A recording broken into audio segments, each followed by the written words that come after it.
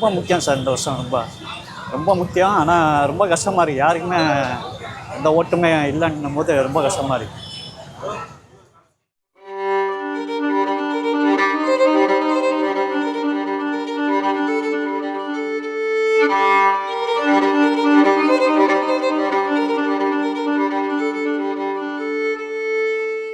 இப்போ ஓட்டு எனக்கு ரொம்ப முக்கியம். ஆனால் என்னால் போட முடியல.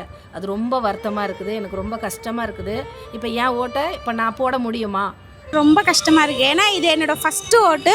என்னோடய ஃபஸ்ட்டு உரிமையை நான் வெளிப்படுத்த போகிறேன். ஆனால் என்னால் ஓட்டு போட முடியல.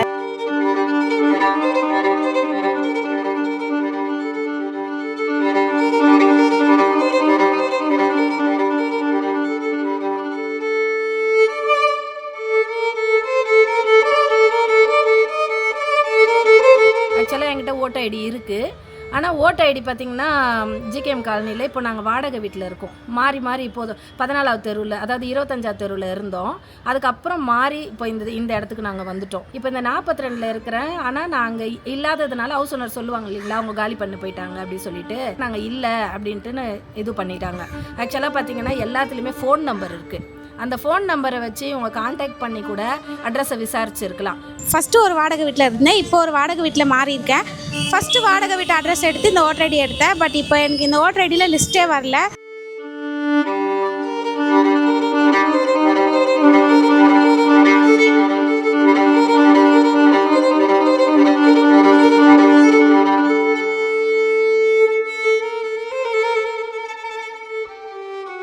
ஓட்டு இது பண்ணால் ஓட்டு லிஸ்ட்டே வரல சார்.